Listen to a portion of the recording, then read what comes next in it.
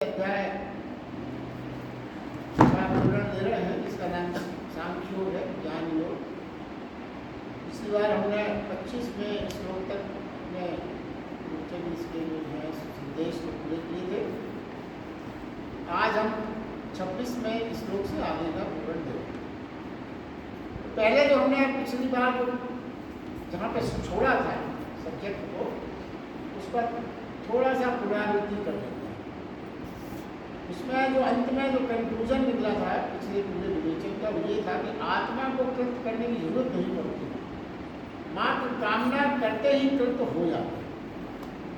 परमात्मा को कोई कृत नहीं, सिर्फ कामना करने से ही कृत हो जाता है। संकल्प ही काफी है। आत्मा निष्क्रिय है, उसका संकल्प मात्र काफी है। ये कंक्लूजन था जो पिछले श्लोक में अपन ने किया था। यहाँ पे जो समझने की बात यह है, जो इस कंक्लूजन के बाद करके आगे पढ़ेंगे, कि जीवात्मा का संकल्प हुआ कि हमें संसार में आना है, तो हम आ गए। क्योंकि जीवात्मा के संकल्प, जैसा अपन ने एक बार पिछली बार ये कहा था, फर्स्ट स्टेज क्या थी लाइफ। अभी तो अपन पुनर्जन्म इसलिए है कि अपनी इच्छाएं, वासनाएं, आकांक्षाएं जीवात्मा के ऊपर कवरेज के रूप में रहती है, इससे यात्रा चलती है। मगर पहली स्टेज, जब पहली बार जब कोई जीवात्मा आई होगी सृष्टि में, उस समय तो जब उसमें जीवात्मा के संसार में रही नहीं, तो फिर काय क्या आकांक्षा रहेगी, अपेक्षा रहेगी, वासना। उस समय सिर्फ वो क्यों आई कि उसकी इच्छा थी, इच्छा हुई उसकी। तो परमात्मा के द्वारा जो सृष्टि का सृजन हुआ, वो सृजन इतना आकर्षक था, इतना पवित्र था, इतना पावन था, उसमें आने की वो अपन एक बार पूरा डिटेल इसका बात कर चुके हैं। तो संकल्प हुआ कि जगत में जाए जीवात्मा का, और हम आ गए। और संकल्प हुआ कि हम उठ जाए वापस, उसी दिन वापस। मगर एक बात जो यहाँ पर भगवान कृष्ण ने बीच में कही थी, जो समझने की है, कि दूसरा संकल्प है, कौन सा, कि हम उठ जाए, कि जगत के अनुभव के बाद ही पैदा होगा। जगत के अनुभव के बाद, तो जगत के अनुभव के बाद का मतलब क्या है कि आपने जगत की व्यर्थता को जब जान लिया, तभी ये अनुभव प्राप्त होगा कि हमें अब मोक्ष की ओर बढ़ना। तो ये सब कहने में ये सब बहुत मामूली सी लगती है, बहुत गहरी सब। जीवात्मा आ तो जाएगी अपने संकल्प में, जाने का, वो जाने का संकल्प उसका जब ही पूरा होगा, जब जगत के अनुभव के बाद, जगत के अनुभव की व्यर्थता के बाद ही वो, ये जानने के बाद ही वो वापस जाने का संकल्प। आप देखिए, अब आगे अपन करते हैं। भगवान कृष्ण ने 25 श्लोक के बाद ये देखा, इतनी आत्मा परमात्मा काटी नहीं जा सकती, और प्रश्न है, बदल है, तमाम तरह की बातें उन्होंने की अर्जुन से, मगर उन्होंने ये महसूस किया अर्जुन के सिर के ऊपर से सब बातें निकल गई, उसको कुछ समझ में नहीं आया।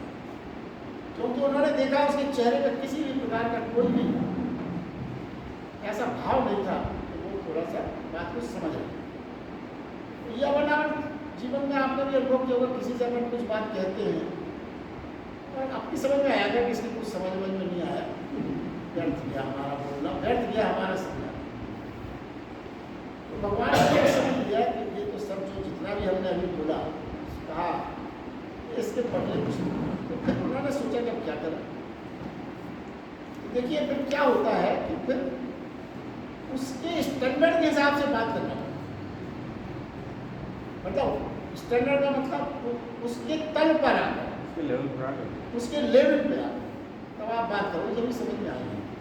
ये अपने जीवन में हर किसी का ये अनुभव होगा, कभी कभी ऊंची बातें नहीं, उसके तल पे बच्चों को बच्चों की तरह बन के आप समझाओ तो समझ में आया। तो उन्होंने क्या कहा कि यदि तू इसको, मतलब इसको तो आत्मा को सदा जन्मने और सदा मरने वाला मानता है, तो भी तू अर्जुन इस प्रकार शोक करने योग्य बात ही नहीं। देखिए उन्होंने क्या कहा, आत्मा हमारा है, सुनने में अर्जुन में कोई असर नहीं दिखा। तो उन्होंने फिर कहा शिखर तल से अर्जुन के तल पर आके उन्होंने ये बात शुरू की। वो कहते हैं मान लिया, मान ली तेरी बात कि आत्मा मर रही है, अगर मर भी रही है तेरी बात ही सही है, मान लो थोड़ी देर को, तो चिंता फिर भी क्यों? क्यों? धूल धूल में मिल गई, मट्टी मट्टी में मिल गई, पानी पानी में मिल गया, आग आग में लीन हो गया, आकाश आकाश में मिल तोड़ गया, तो फिर किस बात का नाम? शोक मनाने योग तो फिर भी ये बात नहीं है, तेरे हिसाब से भी चला जाए। अब यहाँ पर जो एक बात समझने की है कि अर्जुन को भगवान कृष्ण शुरू में क्या इस श्लोक में जो संबोधन अर्जुन को कहा है शुरुआत में, उन्होंने कहा हे महाबाहु, हे भारत, ये शब्द उन्होंने अर्जुन के लिए ये बात कहने के पहले इस्तेमाल की। संबोधन जो करते हैं ये संबोधन इस्तेमाल किया। अब देखिए सुनने में ये लगता है कि बड़ा सम्मान किया जा रहा है, यहाँ पर कुछ बातें उनको समझना चाहिए, वो गीता की मूर्ता छिपी रहती बात। देखिए किसी को आप महाबाहु कह रहे हैं, भारत कह रहे हैं, निश्चित रूप से ये है कि उसका आप बड़ा सम्मान कर रहे हैं। और जरा ये सोचिए अर्जुन को पहले वो क्या कह रहे थे? वो कह रहे थे पहले मूर्ख, नपुंसक, महामूर्ख, ना समझ, ये उन्होंने पहले कहा। इसका मतलब ये हो गया अब शायद उसका सम्मान कर रहे हैं, मगर ये बात सही नहीं है। कैसे सही है? पहले वो उसे ज्ञानी बनाना चाहते थे, मगर अब वो समझ गए कि ये कठिन है, तो फिर उसे ज्ञानी बनाने का जो उनका प्रयास था वो उन्होंने छोड़ दिया। अब वो उसको विद्वान बनाकर समझाने की कोशिश कर रहे हैं, क्योंकि विद्वान तो वो था, अर्जुन ऐसा नहीं था, उनको मूर्ख था, विद्वान था। तो क्या फर्क है ज्ञानी और विद्वान में? पहले ये समझिए, ज्ञानी जो है अनुभूति के तल पे जीता है, जानता है, अनुभूति के तल पे जीता है, तो उसने अपने अनुभव से, अपनी तपस्या से बहुत सी बातें सीखी। और विद्वान क्या है? विद्वान तर्क के तल पे जीता है, तर्क के तल पे जीता है। सब चीजें उसका तर्क क्या है? जो सब चीजें जो बनी है वो मिटेंगी, ये तर्क है उसका। तो अर्जुन जो है अभी इसी तल पे है, जो बना है वो मिटे। अब उन्होंने क्या किया? उन्होंने उसको इस तल पे आके समझाना शुरू किया कि ठीक है, अगर तू ज्ञानी नहीं बन सकता तो मैं विद्वान की तरह अब तुम्हें समझाता हूँ। इसका मतलब ये हुआ कि ये सम्मान नहीं है, सम्मान नहीं है ये, बल्कि उसका एक तरह से एक शब्दों में अपमान कह लो, क्योंकि जहाँ वो उसको इतनी उच्च क्लास में पढ़ा रहे थे तो उसको लोअर केजी की क्लास में आके डिग्रेड कर दिया। देखिए इसको अगर अपन गीता में अनुभव से समझें तो गीता की बातों को अपने जीवन में समझें। जैसे आपका कोई मित्र हो जो, या कोई आपका कोई भी प्रिय हो, जन हो परिवार में, वो उससे आपकी बड़ी बेतुकल्लफी हो, वो आपको कुछ भी कहता हो, कभी कभी मित्रों में गाली भी हो चल जाती है, कोई बात करेगी, अचानक वो आपको सर, श्रीमान, आदरणीय ऐसे शब्द इस्तेमाल करने लगे, तो क्या वो आपका सम्मान कर रहा है? तो वो एक तरह से आपको व्यंग कर रहा है, अपमान कर रहा है, वो सम्मान तो नहीं है, सम्मान की पोजीशन नहीं। यही स्थिति यहाँ पे है, ये सम्मान नहीं हो रहा है अर्जुन का कि आप सोचोगे महाबाहु कह दिया, भारत कह दिया, नहीं। इसमें कहते हैं अगले श्लोक में कि जगत का सबसे बड़ा आश्चर्य है कि शायद ही यहाँ कोई भी प्राणी यह जानने को आतुर या जिज्ञासु होता है कि मैं कौन हूं। कोई आतुर नहीं, सुना सबने है प्रवचनों में, मगर वास्तव में क्या आप यहाँ पर बैठे हुए तो है कि आतुरता, मैं आपको नहीं कहता, मगर साधारणतः जो और लोग हैं यहाँ के अलावा किसी में ये आतुरता नहीं होती, इतनी जिज्ञासा नहीं होती, तो ये इस बात के इच्छुक हो, परेशान हो, आतुर हो कि मैं कौन हूँ। जिसने पहले, और वो आगे कहते हैं जिसने पहले स्वयं को न जाना, उसके लिए और दूसरी कोई बातें पूछने का अर्थ ही नहीं रह जाता।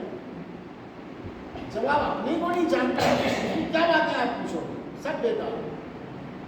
कहते हैं आत्मा के विषय में जानने के लिए किसने ऊंचाई की तरफ देखा?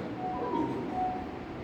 सब नीचे की ओर ही देखते हैं। नीचे की ओर देखते हैं, संसारिक बातें नहीं, नीचे ऊपर की तरफ निगाह है, कोई नहीं करता। आत्मा के विषय में समझने में आखिर आपकी क्या रुचि हो सकती है? बड़ी प्रैक्टिकल बात होती है। क्या करेंगे हम आत्मा के बारे में? हमें आत्मा के बारे में कुछ न मालूम तो क्या फर्क पड़ता? मालूम है नहीं है कुछ नहीं पड़ता। सामान्य आदमी क्या, इसलिए उसका कोई किसी प्रकार की भी रुचि नहीं होती कि वो ये समझने का, आत्मा को ऐसे समझने की क्या रुचि हो सकती है? क्या करेंगे जाने? आप बताइए। साधारण आदमी यही सोचता है आत्मा के विषय में हम जानने हैं, क्या करेंगे, क्या फायदा, क्या इस तरह झंझट में पड़ने से। एक दृष्टांत है, एक चर्च में एक नए पादरी आए थे। उन्होंने अपना इसी प्रकार का प्रवचन शुरू किया, आत्मा परमात्मा ये वो जीवात्मा जैसा उनके यहाँ चल रहा है। उन्होंने ये देखा कि जो सामने लोग बैठे हैं उसमें कुछ लोग ऊँघ रहे हैं, कुछ लोग उबासी ले रहे हैं, कुछ लोग घड़ी देख रहे हैं कि तब खत्म। तो उसको बड़ा बुरा लगा। वो बोल नहीं सकते, बोल रहे हैं, क्या बोल रहे हैं। तो जब वो समाप्त हो गया तो उसने जो उनके सीनियर थे पादरी, तो जूनियर पादरी था, नया पहली वाली बोल रहा था शायद, उस संत ने उससे व्यवहारिक बात कही। देखो, आप उन प्रश्नों के उत्तर में समझा रहे हैं जो प्रश्न किसी के है ही नहीं, आपकी क्या रुचि हो सकती है? भाई आप उन्हीं प्रश्नों के उत्तर सुनना चाहोगे जो आपके हों। और वो कहते हैं आप उनको ऐसे उत्तर समझा रहे हो जो प्रश्न ने कभी किए ही नहीं, ना उनके दिमाग में वो प्रश्न कभी आए, तो उसके उत्तरों में उसकी रुचि कैसे हो सकती है? क्या करना उन्हें जाना। आज के समाज में और आज के परिवेश में अधिकतर यही हालत है। ना तो कोई ये जानना चाहता मैं कौन हूँ, ना कोई आत्मा के विषय में जानना चाहता। लेकिन पता नहीं चल गया आत्मा ये है वो है, नहीं कटती नहीं कटती, ना कटे हम ख्याल नहीं देना, फालतू की बातें करते हैं। इसीलिए जो है गीता के प्रति लोगों की रुचि होना बड़ी स्वाभाविक बात है, सबके अंदर नहीं हो पाती। उसका कारण ये है। अब देखिए क्या है कि संतों की ये करुणा है, परमार्थ के भाव हैं कि उन्होंने जो जाना वो चाहते हैं कि वो सबको जता दें। वो चाहते हैं, उन्हें बेचैनी है, भले आप सुनो ना सुनो, मगर उनके अंदर ये बेचैनी है। उनके अंदर, संतों के अंदर ये उनकी करुणा, जो उन्हें मिला है वो चाहते हैं कि सबको मिल जाए। ये परमार्थ का भाव है। जो आनंद अमृत का सागर उनमें उतर आया है सबको मिल जाए, यही तो संतों की इच्छा है, परमार्थ। यही इसलिए तो संत कहे। लेकिन समझाना बहुत कठिन था, क्योंकि परमात्मा के विषय में जो अनुभव विचार से जो उन्होंने अनुभव प्राप्त किया उसको व्यक्त करना, यथावत व्यक्त करना, अनुभव से, विचार से, शब्दों से नहीं किया जा सकता। क्योंकि वो जो अनुभूति उन्होंने अपनी अनुभूति उन्होंने जो परमात्मा के विषय में प्राप्त की, तो परमात्मा की वैसी अनुभूति के लिए ना तो कोई शब्द है, ना कोई विचार है, ना कोई उपमा है। किससे उपमा दोगे आप? ये बड़ी कठिनाई थी। फिर भी उन्होंने कहा, कुछ उपाय देके, कुछ किसी भी प्रकार से उन्होंने शब्द जोड़े, बनाए, विचारे, कहा उन्होंने। क्यों कहा? यदि वो न कहते तो दुनिया आध्यात्मिक रूप से बहुत गरीब, दीन और दरिद्र है। इसलिए उन्होंने, आज जो संत तरह तरह की बातें संसार में प्राणियों में सुना रहे हैं, मानो में उस अनुभूति को अक्षरश 100% नहीं कह सकते सब, फिर भी वो कहते हैं। क्यों? क्योंकि अगर वो न कहें तो ये सृष्टि, ये संसार आध्यात्मिक चेतना से दीन हो जाए। दरिद्र हो जाए, गरीब हो जाए, इसलिए वो भेद। आगे अब जो है दूसरे अध्याय का एक पार्ट यहाँ पूरा होता है। अब जो दूसरा भाग है इसका वो स्वधर्म विभाग कहलाता है। वहाँ पे अब अर्जुन को दूसरे ढंग से भगवान समझाए। अभी तो उन्होंने एक ढंग दिया जिसका पूरा विवरण करना है, अब वो आगे कर रहे हैं। वो कहते हैं अर्जुन, अपने धर्म को देखकर भी जो भय करने योग्य नहीं है, धर्मयुक्त युद्ध से बढ़कर कोई दूसरा कल्याणकारक कर्तव्य क्षत्रिय के लिए नहीं है। सिंह साहब बहुत पसंद हो रहे है ना सर? क्षत्रिय के लिए नहीं है। कौन सा? धर्मयुक्त युद्ध से बढ़कर दूसरा कोई कल्याणकारी कर्तव्य क्षत्रिय के लिए नहीं है। अब वो सुधर्म बता रहे हैं। फिर वो आगे उनका कहने का मतलब यह है, ये कहा है उन्होंने, तुम क्षत्रिय हो, युद्ध से भागना तुम्हारे लिए श्रेय का नहीं हो सकता, क्योंकि तुम्हारा सुधर्म है क्षत्रिय होना। देखिए अब यहाँ पर क्षत्रिय, ब्राह्मण, वैश्य, इसकी जो बातें गीता में प्रारंभिक रूप से है वो अपन आगे लगे, मगर मूलभूत में कुछ बातें आज के परिवेश में भी समझना जरूरी है। देखिए विश्व में अगर अपन जो पढ़ते हैं, जानकार हैं, वो जानते हैं कि विश्व में समाजवाद का जन्म लगभग 500 वर्ष पहले समाजवाद नहीं था। तो समाजवाद क्या कहता है? ये माना गया कि सभी प्राणी समान हैं। समाजवाद की ये थ्योरी है। मगर इसके पूर्व, मतलब 500 वर्ष के पूर्व जिन्होंने जाना, सोचा, समझा, उन्होंने यही कहा था कि कोई व्यक्ति एक समान हो ही नहीं सकता।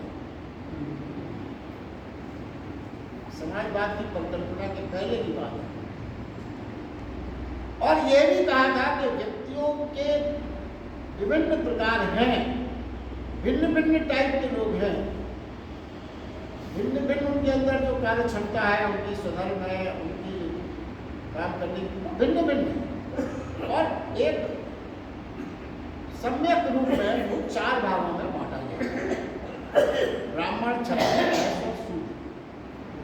लेकिन यहाँ पे जो मेन बात समझने की है, जो गीता में कभी कभी लोग गीता को अज्ञान बस आक्षेप लगा देते हैं, लेकिन उसमें उसके बारे में हमको समझना होगा। उनका ये वर्गीकरण गीता काल में तथ्यात्मक था, तथ्यों पे आधारित। और आज ये व्यवस्था निंदित क्यों हुई कि उसे तुलनात्मक कर दिया। तथ्यात्मक और तुलनात्मक में बड़ा फर्क है। तथ्यात्मक में तो यह है कि जो जिसका स्वभाव है उसकी श्रेणी में आ गया, तथ्यों पे आधारित। और अब क्या हो गया? अब तुलनात्मक हो गया। तुलनात्मक अब प्रश्न ये है, पहली बात तो ये सोचिए कि जो पूर्व के चिंतक थे, विचारक थे, स्वयं कृष्ण क्या नासमझ थे, मूर्ख थे, जो उन्होंने ये बात कही? ऐसा तो नहीं हो सकता। नहीं, यह मनोवैज्ञानिक सत्य, इसका वर्ण व्यवस्था के पीछे नहीं था, कोई मनोवैज्ञानिक सत्य हाँ है उस समय, तभी तो उन्होंने ये बात कही। बल्कि सच बात यह है कि वो तो उनका जो थ्योरी थी वो अपने आप में पूरी तरह कंप्लीट है। वर्ण की धारणा का विश्लेषण करने वाले आज के लोग नासमझ हैं, प्रतिक्रियावादी हैं और अवैज्ञानिक बन गए। और देखिए क्या होता है कि जब गलत सोच वालों के साथ कोई धारणा बहुत समय तक रहती है ना, तो वो मूल्यवान सिद्धांत भी मुसीबत में पड़ जाते हैं। इतना मूल्यवान सिद्धांत ये गलत तरह के विचारों, अवैज्ञानिक और प्रतिक्रियावादों के बीच में इतने लंबे समय तक रहे, तो सिद्धांत ही जो है उनका मटिया मैट हो गया, मुसीबत आ गई, मतलब बिल्कुल बदल सा गया। और देखिए यहाँ तक कि पश्चिम का जो मनोवैज्ञानिक फ्राइड हुआ, उसने भी समाजवाद के खिलाफ किया। समाजवाद के सिद्धांत को सही नहीं माना कि सब एक है समान। तो क्या हुआ? विभाग किस देश का क्या हुआ? तुलनात्मक मानने वालों ने शोषण शुरू किया। कौन ऊंचा, कौन नीचा, छोटा, बड़ा, ये उन्होंने प्रारंभ किया। कृष्ण भगवान ने ये सब नहीं प्रारंभ किया था। ये तुलनात्मक जो आज के लोग हैं उन्होंने ये शुरू किया। कौन ऊंचा है, कौन छोटा है, कौन नीचा, कौन बड़ा, ये हमने शुरू किया। यहाँ उस दिन बड़ व्यवस्था की विज्ञान तक चली गई जिस दिन ये तुलनात्मक छोटी बड़ी बातें शुरू हुई। और फिर ये व्यवस्था क्या हुई, ये सामाजिक अनाचार बन गई। उस दिन बना, पहले नहीं। ये विज्ञानता के नहीं, ये लोग शोषण की समर्थन कर दिया। इन्होंने इस तुलनात्मक तथ्यों के आधार पर समाज में शोषण शुरू कर दिया। विज्ञानतकता जो खो गई थी। और कृष्ण भगवान ने इतना महत्वपूर्ण बात कही है, इतनी वजनदारी से क्रांतिकारी बात कही है कि सबसे बड़ा अपराध यही है कि जो व्यक्ति का मौलिक स्वर है जीवन का, उससे वो च्युत हो जाए, हट जाए। अपराध है। किसी व्यक्ति में कुछ बनने की क्षमता जो उसकी इंटरनल है, जो वो बनना चाहता है, यदि आप उसको वो नहीं बनने दे रहे हैं, कुछ और की तरफ उसको धकेल रहे हैं, हटा रहे हैं, या वो खुद भी हट रहा है, कृष्ण भगवान कहते हैं अपराध की श्रेणी। मतलब कितने समर्थक थे वो कि जो आपके अंदर स्वभाव है, मूल स्वभाव है, उसी के अनुसार जीवन जीना चाहिए। अब देखिए आगे वो कहते हैं कि तू क्षत्रिय है, अर्जुन से क्षत्रियता से हटकर तू दीनहीन हो जाएगा, ग्लानि को उपलब्ध हो जाएगा, अपराध बोध से ग्रसित हो जाएगा। अगर तू क्षत्रियता के भाव से हटा तो तू ग्लानि से भर जाएगा, अपराध बोध हो जाएगा, इससे ग्रसित हो जाएगा। अब थोड़े से अगर इसको और सरल ढंग से समझें तो फर्क तो है आदमी, हर आदमी में। अगर आज के परिवेश में हम समझें, ये टीकाकार ने बहुत सरल शब्दों में बताया है कि रुपये में अपन सोचते बड़ा मूल्य है। वो ये कहता है कि रुपयों में कोई मूल्य नहीं है। किस वर्ण के पास वो रुपया है इसमें उसका मूल्य आधारित होता है, एक सा नहीं होता मूल्य। अब देखिए उसने कितनी अच्छे से बात को समझाया, आप सब करने से जाएंगे कि रुपया अगर किसी वैश्य के हाथ में आया तो वो निश्चित मूल्य करेगा, उसका सही इन्वेस्टमेंट करेगा, सही ढंग से लगाएगा और उस पैसे को कई गुना कर देगा, क्योंकि उसकी वैश्य बुद्धि है। पैसे को कहाँ कैसे इन्वेस्ट करना है, पैसे का मूल्य कैसे बढ़ाना है, उसकी कैलकुलेशन है। इसीलिए वो वैश्य है, क्योंकि लक्ष्मी जी को कैसे रखना है, कैसे संभालना है, ये उससे है। और यही रुपया जो पहले वैश्य के पास था, जो उसने इन्वेस्ट किया, किसी क्षत्रिय के पास आ गया, वो क्या करेगा? वो जाके तलवार खरीद लाएगा, कोई शस्त्र खरीदेगा। बेस्ट यूज है, रुपया आ गया, बढ़िया कोई हथियार ले लो, पिस्टल ले लो, एक तलवार लो, उसकी हथियार ले सकते। वो सोचतेगा रुपये का यही बेस्ट यूज है। ब्राह्मण के पास अगर यही रुपया आ गया तो वो समझेगा, वो तो ठीकरा शब्द आता है, वो समझेगा पैसे से कोई मतलब नहीं, ये तो मैल है, जो रियल ब्राह्मण है। आजकल के बात भी कर रहा है तो वो तो सोचेगा ये तो मैल है, इससे कोई मतलब ही नहीं है, ठीकरा है, इसको हटा, कोई मतलब, उसको पैसे से कोई मतलब ही नहीं। और शूद्र के पास आ गया पैसा तो वो क्या करेगा? भरपूर भोजन करेगा, ये सोचेगा कि जब तक ये पैसा है, जब तक विश्राम करना है, हिलना भी नहीं। क्यों करें? पैसा कमाने के लिए तो कर रहे थे मेहनत, मूल पैसा आ गया। So this is the difference. वर्ण व्यवस्था और आदमी के जो स्वभावगत भिन्नता है वो यही है। और ये बात समझने में कोई कठिनाई नहीं है किसी को। देखिए अब यहाँ पे एक प्रश्न जरूर आता है, क्या गीता में जो कुछ भी भगवान कृष्ण कहा उसे आप अपनी जिज्ञासा जब ही पैदा होती है जब आप लिंकअप करते चलो। अब एक प्रश्न यहाँ पे बनता है जो जब मैंने पढ़ा था मेरे दिमाग में बना था। देखिए क्या है, महावीर, बुद्ध, तीर्थंकर, विश्वामित्र, ये सब भी तो क्षत्रिय थे। जब ये ब्राह्मण हो सकते हैं तो अर्जुन क्यों नहीं हो सकते? क्योंकि कृष्ण भगवान ने कह दिया तू क्षत्रिय है, यही कर। वो जब ये ब्राह्मण को प्राप्त हो सकते थे तो अर्जुन में ऐसी क्या बात थी वो नहीं हो सकती? उसका उत्तर भी मैंने दूंगा। उसमें यह है कि मनोविज्ञान ये कहता है कि 5 साल तक व्यक्ति 50% पूरी बातें सीख लेता है, शेष 50% को बाद में सीखता है। ये मनोवैज्ञानिक तथ्य है। और ये देखिए, क्षत्रियों के बचपन में अर्जुन का जो क्षत्रिय काल था बचपन का, 5 साल तक उसने जो कुछ भी सीखा वो सब क्षत्रिय गुण ही उसने सीखे। और ये लोग जिनके नाम लिए गए, इनमें ब्राह्मण का भी बचपन से ही विकसित हुआ।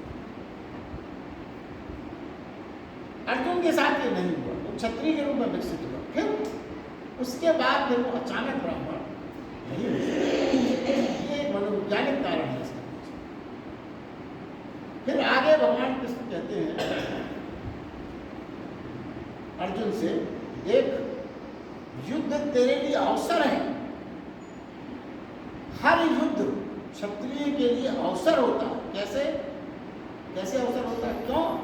उस युद्ध से उसे अपनी वीरता को परखने का, कसौटी में चुनौती है, संघर्ष है, अग्नि परीक्षा, इसका मौका मिलता है।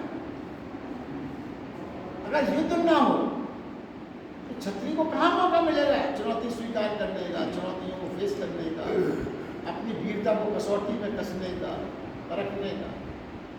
तो वो कहते हैं कि ये समझने सिद्धांत अर्जुन कि जो चुनौती स्वीकार करता है उसके लिए स्वर्ग के द्वार खुले हैं, और जो पलायन करता है, चुनौती के सामने कब जाता है, भय कर लेता है, उसके लिए अपयस, नरक के द्वार खुले। नरक और स्वर्ग का मतलब यहाँ यह है कि स्वर्ग के द्वार का मतलब उसे यश मिल जाए, और यश मिलना ही स्वर्ग है।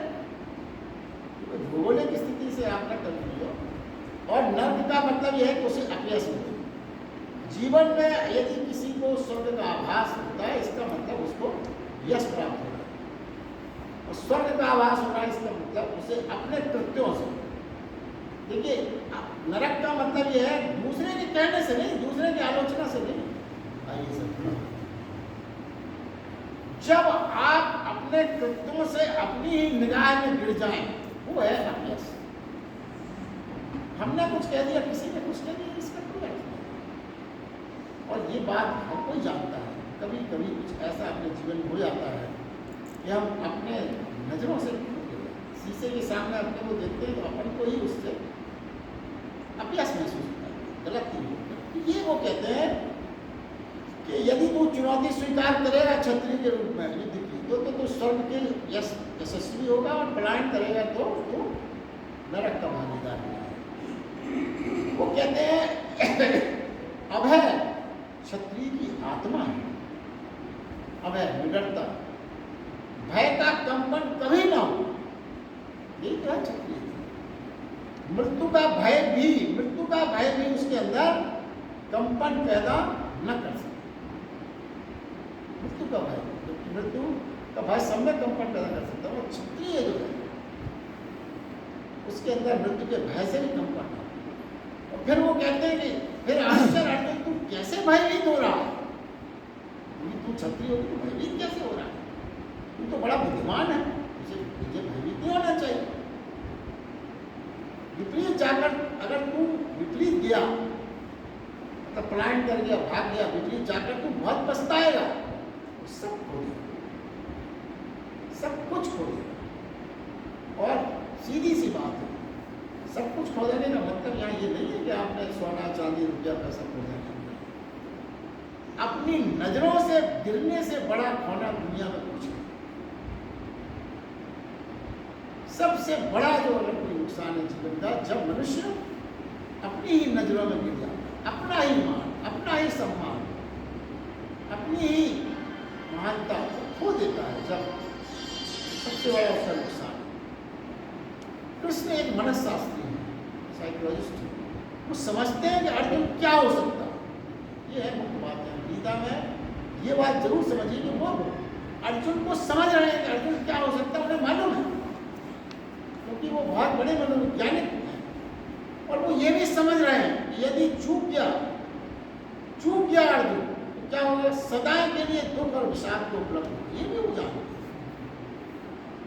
अगर वो यहाँ चूक गया तो वो दुख और विषाद के लिए उपलब्ध होगा, और वो बड़ा आत्मघाती हो जाता है। वो उनके मित्र हैं कृष्ण भगवान अर्जुन, वो नहीं चाहते नहीं, वो अर्जुन को अच्छी तरह समझ गए। वो समझ गए कि यदि चूक गया ये, यहाँ से पलायन कर गया, हट गया, तो सदा के लिए दुख और विषाद में डूब जाएगा, आज घातु हो जाएगा। अपना जो अंदर का जो स्वभाव और गुण है, रविन्द्रनाथ टैगोर के कई भाई बहन थे, 7-8 भाई थे, सब वेल क्वालिफाइड। जब ये शुरू के प्रारंभिक स्टेज में थे, जब इनका नाम नहीं हुआ था, घर में ही थे, कविता लिखना शुरू था, इनका लिखना थोड़ा बहुत रुचि थी, तो इनकी माँ ने एक बार कहा, जो रविन्द्रनाथ टैगोर ने अपनी आत्मकथा में खुद लिखा, उनके घर कोई आता था, कहती थी, अरे देखो ये बड़ा लड़का, तो आइए, इसमें सिलेक्ट हो गया, इसमें सिलेक्ट हो गया, इस जॉब में चला गया, इस जॉब स्थापित कर ली, बस हमारा एक ही लड़का नकारा है, ये दुनिया में नाम नहीं कमा पाएगा, कुछ नहीं कर पाएगा, इसके हाव भाव हमें दिख रहे हैं, क्योंकि बाकी लोगों को बड़ा नाम मिलने लगा था, बड़े इंटेलिजेंट, बड़े पढ़ाई होशियार। तो देखिए बाद में क्या हुआ, रविन्द्रनाथ टैगोर ने अपनी जो उनके अंदर जो क्षमता थी उसको उन्हें उजागर किया, पूरी क्षमता से उजागर किया। आज विश्व में उनके किसी भाई का नाम कोई नहीं जानता, किसी बहन का नाम कोई नहीं जानता, सिर्फ और सिर्फ दुनिया में रविन्द्रनाथ टैगोर, उनका परिवार ही उनकी वजह से जाना जाता है। यही बात जो है यहाँ पे समझने की है। और एक जगह एक दृष्टांत और लिखा है कि निराला जी के यहाँ महादेवी वर्मा, सुमित्रानंदन पंत और मैत्री शरण गुप्त अक्सर आते थे। मैत्री शरण गुप्त कभी कभी आते थे, बाकी ये तीनों लोग चूंकि वहीं इलाहाबाद में थे, एक दिन मैत्री शरण आए, तो खाना बनाने के लिए महाराज को आया, वो बड़ा दुखी दिखा, थोड़ा सा परेशान सा दिखा। तो मैत्री शरण गुप्त ने पूछा, क्योंकि बाकी लोग तो जान चुके थे उसकी बड़ी से, उनको नहीं मालूम। मैंने कहा भाई क्या बात है, महाराज बड़े दुखी दिख रहे हैं, परेशान दिख रहे हैं, क्या हो गया? अरे बोले साहब, हम अगर आप कुछ कर सको तो हमारे लड़के को बचा लो, बर्बाद हुआ जा रहा है, बिल्कुल उसका जीवन जो है बिल्कुल व्यर्थ हुआ जा रहा है। बोले क्या कर दिया तुम्हारे लड़के ने? अरे बोले साहब कभी हो रहा है, कब तक करने, कभी हो रहा, कभी बनने जा रहा है, कब तक करने लगा। अब ये मतलब ये मनोदशा समाज की ये बताइए। अब देखिए जो एक जो आज की बातों में जो सबसे मैं समझता हूँ सबसे इम्पोर्टेंट बात है जो समझने की, वो अपन अब चर्चा करें गीता। देखिए, और इसको बात को अगर आपने दिमाग में बैठा लिया तो फिर गीता आपको क्या है ये अच्छी तरह समझ आएगा। पहली बात, हर किसी को ये लगता है कृष्ण युद्ध की बात कर रहे हैं, हिंसा की बात, मगर ये बात बहुत अच्छे से आप समझिए कि कृष्ण युद्ध की बात ही नहीं कर रहे हैं। भूल कर भी ये मत समझना, इससे बड़ी भ्रांति होगी। कोई बात नहीं कर रहे हो, वो जो कह रहे हैं वो अर्जुन जैसे लोगों के लिए है, वो स्पेशली अर्जुन के लिए है, वो जनरलाइज बात नहीं है। इसको और सरल ढंग से अगर आप समझें तो जैसे डॉक्टर के पास 4 पेशेंट बैठे हैं, एक पेशेंट से डॉक्टर कहता है कि तू तो मूंग की दाल और सादी रोटी खाए। ये चीज जो डॉक्टर ने कही, अगर वहाँ बैठा एक कमजोर जिसकी हड्डियाँ दिख रही है, शुगर से प्रोटीन और बहुत ज़्यादा अच्छे भोजन की जरूरत है, वो ये मान लेगा डॉक्टर साहब ने कहा है मूंग की दाल और सूखी रोटी, बस चला है वहाँ से, कब मैं भी ये खाऊँ। नहीं नहीं नहीं, वो बात उस पेशेंट के लिए थी, आपके ऊपर वो लागू नहीं हो रही। तो यहाँ जो गलतफहमी हो जाती है कि कृष्ण भगवान युद्ध के समर्थक थे, हिंसा के समर्थक थे, ऐसा बिल्कुल भी नहीं है। इस भ्रांति को बिल्कुल हटा दीजिए। कृष्ण भगवान ने स्पेशली अर्जुन में ये संभावना है, इसलिए अर्जुन के लिए वो प्रिस्क्रिप्शन, अर्जुन से वो बात, सामान्य रूप से ये बात सही नहीं है। और देखिए आज भी आप अच्छी तरह से समझ लें कि आज की सृष्टि में, आज के समाज में मनोवैज्ञानिक बच्चों को अपन ले जाते हैं, उनके पोटेंशियलिटी की खोज करवाते हैं। सामान्य घरों में भी अभी होने लगा। तो डॉक्टर से और मनोवैज्ञानिक से पूछते हैं कि आप बताइए हमारे बच्चे को खोज करके ये क्या हो सकता है। ये है आजकल चलन है। काउंसलिंग जो भी वैज्ञानिक सहायता दी जा रही है। तो अर्जुन के लिए यही सत्य है, मगर उसे जनरलाइज करने की भूल मत करें। कृष्ण युद्ध के पक्षधर थे, ये बड़ी भारी भूल है सोचना। अब आगे भी अगर आप समझें इस बात को और अच्छे से, तो यदि महावीर ने अहिंसा की बात की, सबको जानते हैं, मगर देखिए ये समझना होगा, उनकी जो अहिंसा की बात है कुछ लोगों के लिए सार्थक है। पूरा देश का हर आदमी उसको पकड़ ले तो कितना खतरा हो जाएगा। कौन लड़ेगा अपने देश के लिए, कौन युद्ध करेगा, कौन खड़ा होगा हथियार के लिए, कौन रक्षा करेगा। अब कोई अगर ये समझ ले उन्होंने पर्टिकुलर ग्रुप के लिए, अब जनरलाइज वे में नहीं पकड़ना उनकी बात, कुछ लोगों के लिए वो सार्थक है निश्चित अहिंसा की बात, मगर अगर पूरा देश उसको पकड़ ले कि हमें तो चीटी भी नहीं मानना, तो फिर आपके मरने में कितना समय लगा। यही तो हुआ है अपने देश में। हमने सिद्धांतों को, संतों के सिद्धांतों की व्याख्या बड़े गलत ढंग से कर ली, अपने मन से कर ली, अपने बचाव के हिसाब से कर ली, गलत हो गया। कृष्ण भगवान ने जो हिंसा की बात की, जो अर्जुन के लिए सार्थक है, हिंसा की बात जो कृष्ण भगवान ने की वो अर्जुन के लिए सार्थक है। पूरा देश अगर उसे पकड़ लिया तो भी खतरा है। जैसे महावीर की अहिंसा की बात पूरा देश पकड़ ले तो खतरा है, और कृष्ण भगवान की हिंसा की बात जो अर्जुन के लिए है, अगर हर आदमी उसको पकड़ ले तो भी बड़ा खतरा है देश के लिए। किसी के लिए अगर कोई सत्य है, किसी के लिए, सामान्य नियम सबके लिए लागू नहीं हो सकता। एक व्यक्ति के लिए यदि कोई सत्य है तो वो सत्य सबके लिए जनरलाइज में लागू नहीं किया जा सकता। अर्जुन से कृष्ण भगवान कह रहे हैं कि तेरा ये नक्शा है अंदर का, तू ये हो सकता, इसके अन्यथा होने की चेष्टा अप्रयास, असफलता और आत्मघात है और कुछ नहीं। ये अर्जुन के लिए था क्योंकि उसके इंटरनल नक्शा उन्होंने पढ़ लिया, समझ लिया, जान लिया। उस बीज में से कौन सा वृक्ष बनने वाला है ये हम आप नहीं देख सकते, कृष्ण भगवान ने जान लिया, देख लिया, समझ लिया। तो उसको किस स्थिति में ग्रो करना है, कैसे वो होगा, उसको कौन सी खाद चाहिए, कौन सा जलवायु चाहिए, वो उनको मालूम है, उसी हिसाब से वो बात करें। अब देखिए कभी कभी लोगों को बड़ा भ्रम हो जाता है कि गीता मत पढ़ो, उसमें लड़ाई झगड़ा ये सब है बेकार। देखिए इसका कोई उत्तर है। सच मानिए, बुद्धिमान होगा, ज्ञानी होगा, जैसे महावीर और बुद्ध भी गीता यदि पढ़ेंगे तो उन्हें कोई भ्रम ना हो, वो अपना पोटेंशियल समझकर वही कार्य करें। भगवान कृष्ण ये थोड़ी करें, वो अपना पोटेंशियल समझ लेंगे। अर्जुन को तो पोटेंशियल समझाना पड़ रहा है, मगर महावीर और बुद्ध जो जिन्हें ईश्वर की श्रेणी मानते उन्हें तो अपना पोटेंशियल मालूम है, तो उन्हें कोई अजीब नहीं लगेगी गीता, समझे ठीक है, अपना अपना पोटेंशियल के हिसाब से जीवन जीना है, काम करना है, इसमें कृष्ण ने क्या गलत था। वो अपनी पोटेंशियल को समझ लेंगे, क्योंकि कृष्ण भी उनसे हिंसा पर जाने को ही कहे, अहिंसा पर जाने को ही कहेंगे। कृष्ण उनसे हिंसा पर जाने के लिए नहीं कहेंगे, महाभारत बुद्ध के जो पोटेंशियल नहीं सकते, वो उनसे कहेंगे आप अहिंसा पर ही जाइए। क्यों? क्योंकि उनकी यही पोटेंशियल है, स्पष्ट दिखेगा। क्यों कहेंगे? ये मान लेना कि कृष्ण भगवान ने लड़ाई की बात की, युद्धखोरी की बात की, हिंसा की बात की, नितांत गलत है, नितांत ब्राह्मण है। यही बड़ा दुर्भाग्य है।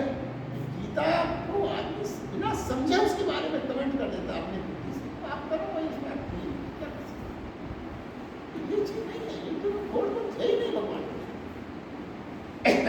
देखिए जो बात है वो अपने देश भर में नहीं है। यूनान के एक संत हैं प्लेटो, उनसे जब किसी ने पूछा कि सुख क्या है, तो उन्होंने जो जवाब दिया वो सुनिए आप। वो कहते हैं अंतस की निजता, अंतस की निजता, बाहर के आचरण से, अंतर की निजता और जो उसका बाहर का आचरण है, जहाँ संगीतपूर्ण तालमेल हो जाए वही सुख। उनसे पूछा गया सुख क्या है, तो उन्होंने जवाब दिया, फिर से सुने इसको, अंतस की निजता का बाहर के आचरण से जहां संगीत पूर्ण तालमेल हो जाए वही सुख है। जहां तालमेल है, अविरोध है, वही आनंद है। अविरोध है, जहां तालमेल है, वही आनंद है। उसने ये आगे फिर कहा, व्यक्ति जो हो सकता है, व्यक्ति जो हो सकता है, जो उसके बीच छिपा है, जिस दिन वही हो जाता है अगर वो, तो उसके लिए स्वर्ग। व्यक्ति जो हो सकता है, तो जो उसकी पोटेंशियलिटी है, जो बीज उसके अंदर छिपा है पोटेंशियल का, जिस दिन वही हो जाता है, तो उसके लिए स्वर्ग हो गया जीवन। कृष्ण यही बात कह रहे हैं कि क्षत्रिय होकर तेरा स्वर्ग क्या है, ये बता रहे हैं अर्जुन। उससे विचलित होने में तेरा सुख नहीं है। तेरी निजता, गुण धर्म, तेरा बीज भीतर का जो हो सकता है, वही होकर तू सुख को, स्वर्ग को, आनंद को उपलब्ध होगा, अन्यथा नहीं होगा। बार बार भगवान कृष्ण यही बात को समझाने की कोशिश करते हैं। तो ये बात हमको समझ लेना चाहिए कि अपने जीवन में सबसे बड़ा आशीर्वाद और सबसे बड़ी प्रफुल्लता यही है कि जो पोटेंशियल हमारे भीतर छिपा है, वही बाहर प्रकट हो, वही आचरण आप कर सकते हैं। ये आपके जीवन की सबसे इंपॉर्टेंट बात है, आनंद की। यदि आप वह ना हो सके तो क्या होगा, दूसरे मार्ग पर भटक जाएंगे और उससे बड़ा दुख फिर बहुत। ये बात अपन को समझनी। स्वधर्म को उपलब्ध हो जाने के अतिरिक्त और कोई सुख नहीं। स्वधर्म को उपलब्ध हो जाने से बड़ा अतिरिक्त कोई और सुख नहीं। देखिए कहाँ पर नर्म प्रकट होता है जीवन में, इसको आप समझने का प्रयास करिए। जहां वह होने की इच्छा हो जो मैं नहीं हूं। कभी कभी अपन वो होने की इच्छा करने लगते हैं जो वास्तव में हम नहीं है। हमारे अंदर वो पोटेंशियल नहीं है, फिर भी अब आपकी पढ़ाई लिखाई का स्टैंडर्ड कुछ नहीं और आप बनना चाहते हो, आइए नरक है, बिल्कुल नरक है। और वो ना होने की इच्छा हो जो मैं हूं। कभी कभी लोग अपने जो अंदर के जो गुण है उसको बड़ा मामूली समझ के दूसरा कुछ करना चाहते हैं, नकल देखकर। वो वाला काम कर रहे हैं भाई, वो देखो कहाँ बढ़ गया, आगे बढ़ गया। अब आप जो हो सकते थे वह ना होने की इच्छा जो मैं हूँ, ये जागृत हो गई आपके अंदर इच्छा कि जो मैं हूँ मुझे नहीं होना, क्योंकि ये बेकार है, हमें तो वो होना है, क्योंकि उसकी सफलता रेडीमेड दिख रही है। दिक्कत यहाँ ये है कि सफलता किसी भी रेडीमेड दिखती है तो अपन उसकी तरफ आकर्षित हो जाते हैं, जबकि वो सफलता उसके हिसाब से है।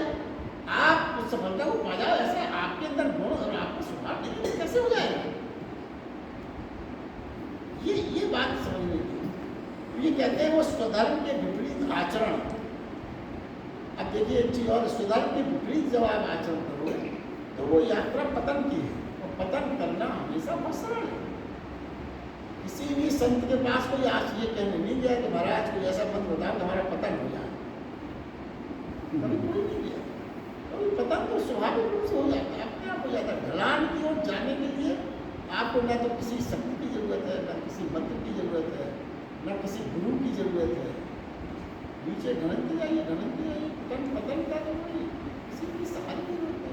तो बड़ा उसका जितना आप नीचे की ओर गिरेंगे उतनी एक्सीलरेशन होता जाएगा, आपकी स्पीड धीरे धीरे और बढ़ती जाएगी। बड़ा सरल है, मगर स्वधर्म का पालन करना उच्च अवस्था को प्राप्त करना, शिखरस्थ होना है भाव से, यह उच्च यात्रा है। कठिन होगी साधना, तप से उसके लिए प्रयास करना। बात यह है कि अपन आज के जमाने में अधिकतर लोग साधना तप प्रयास तो करनी नहीं चाहते, सोचते हैं कि सब कुछ हमको रेडीमेड मिल जाए, सरल कोई रास्ता मिल जाए। अब इससे बड़ी मूर्खता क्या हो सकती है कि हम यहाँ तक रेडीमेड चाहते हैं कि कोई लाके हमारे जेब में ऐसा कोई रुद्राक्ष रख दे कि हम अपना दारू पीते रहे, मौज करते रहे, सब काम अपने आप। ऐसा हो सकता है क्या? कोई भी चीज ऐसी नहीं हो सकती जो आप अपने तपोबल से, अपने साधना से, अपने तप से जब आप प्राप्त करेंगे जब आपके जीवन में सुधार आ सकता है। समझ नहीं।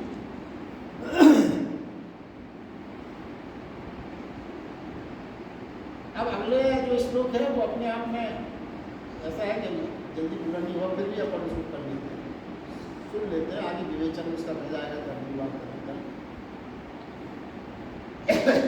मेरी समझ में ये जो श्लोक 38वां श्लोक है, ये गीता का बहुत गहनतम बात है, बहुत गहरी बात है।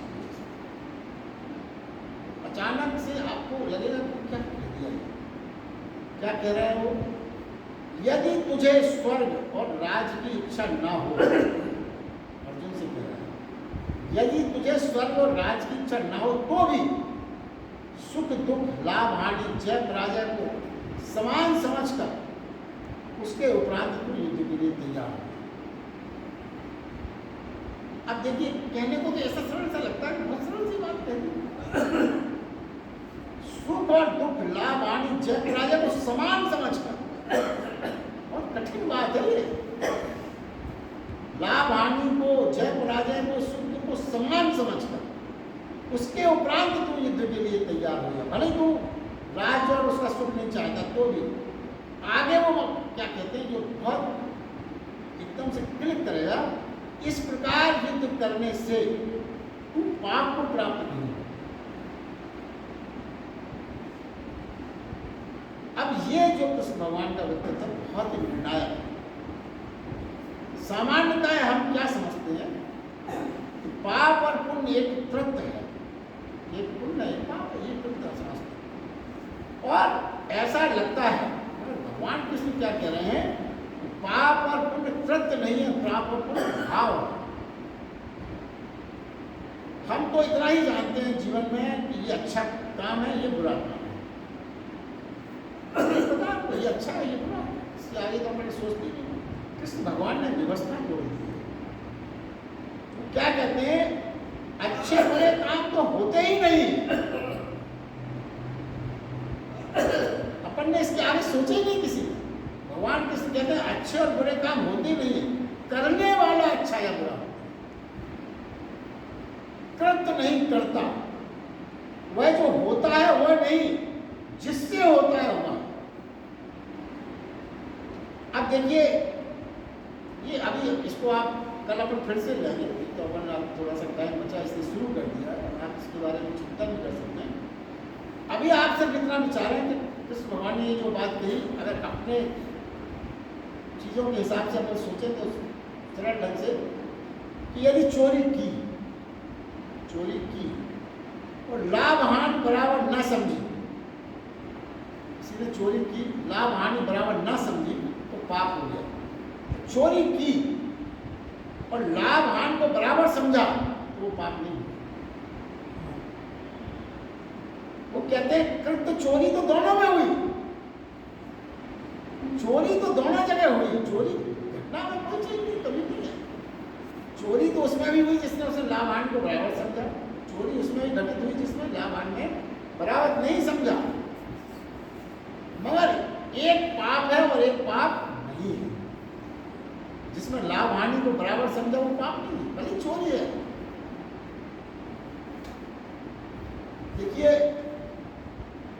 एक कबीरदास जी की स्टोरी है, बिल्कुल सच है जो उनकी स्टोरी की है।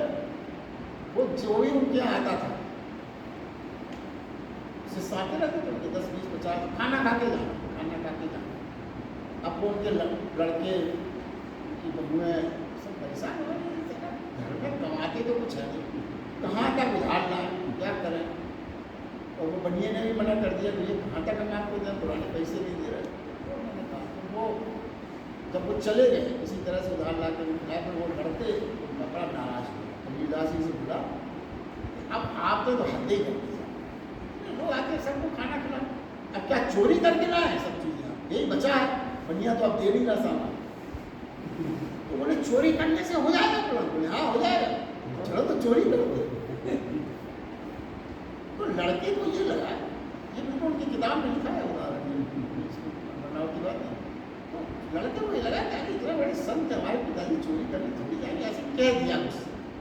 फिर भी उसने कहा चलो रात हुई, तो मेरा टाइम हो गया, चोरी चले, उससे ये मना करेंगे हमने ऐसे कह दिया। हाँ बिल्कुल, हमने तैयारी कर ली, चलो।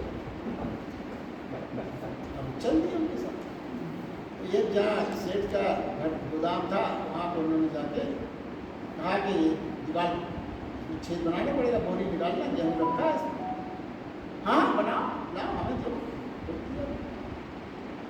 लड़का सोचता है सर हो गया मेरे बाप इतना बड़ा सर क्यों नहीं रहा किसी स्टेज। अब उन्होंने भी निकाल, लड़का बोला ले चले आप। अरे बोले नहीं नहीं रुक जाओ, अभी कैसे, क्यों अब क्या हो गया काम, चलो ले चलो, चलो उसको जला के बता देंगे मोबाइल बोरी लिए जाते उसे तो है भाई हमने चोरी की है, मोबाइल बोरी लिए जा रहे हैं। दोनों भावों में कितना अंतर हो गया। चोरी इस तरह से भी की जा सकती है, जो किसी भगवान का संदेश है। ये कहानी इसीलिए कही गई। देखिए आपने किसी को आत्महत्या करने से बचा दिया, बड़ा पुण्य किया निश्चित रूप से। और फिर दूसरे ही दिन जिसको आपने बचाया था उसने 15 लोगों की हत्या कर दी। तो फिर आप सोचेंगे कि तो मेरा अच्छा था कि बुरा था। इसलिए एकदम से किसी चीज को बचाना या हत्या करना या चोरी करना एकदम से अच्छा प्राणी कहा जा सकता है, ये मतलब है उसको।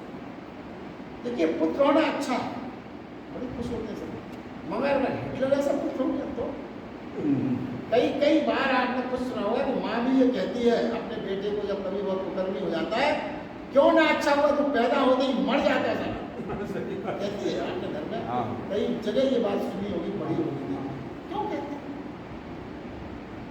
पुत्र होने से ज्यादा अच्छा शुभ संदेश है, स्वीकार कोई भी सूचना कोई मतलब एक स्टेज लाइफ में ऐसी आ जाती है। माँ भी कहती है नालायक, अच्छा होता है तो पैदा होते ही मर जाता है। मैं बिना पुत्र के कहलाती तो मुझे कोई अच्छा लगता, मैं पुत्रवती होकर भी अपने आप को बहुत बड़ी दुर्भाग्यशाली मानती। अब देखिए इसी घटनाओं को और समझिए। एक आदमी युद्ध के पहले यदि हिटलर को गोली मार देता, अब ये तुरंत अच्छा आया, हिटलर को उसने गोली मार दी, तो कहने में तो ये तुरंत हत्या हो गई, हिटलर को मारा, हत्या तो है ही। मगर आप सोचो आप उसकी वजह से कितने लोग बच जाते हैं। तो अब इसको क्या कहोगे, इस हत्या को अच्छी कहोगे बुरी कहोगे? ये जो कृष्ण भगवान का विश्लेषण है, इन सब घटनाओं से आपके दिमाग को हिला के रख देगा। नीति शास्त्र क्या कहेगा? नीति शास्त्र यही कहेगा कि हत्या हुई है तो बुरा है, गलत है। और कृष्ण अलग बात कहते हैं। सवाल ये नहीं कि तुमने जो किया वो ठीक है गलत, सवाल यह है कि तुम कौन हो, तुम क्या हो, तुम्हारी मनोदशा क्या है, इस पर सब निर्भर है, सब इस पर निर्भर है। यानी व्यक्ति की भाव दशा क्या है ये विचारना है। बस आज के लिए नहीं, इसको अपन कल कंटिन्यू रखें, ये बात बहुत महत्वपूर्ण है जीवन में। थोड़ा सा हमने आपको आज बताया। जैसे अभी अतीक को मार दिया, उसको क्या कहेंगे आप?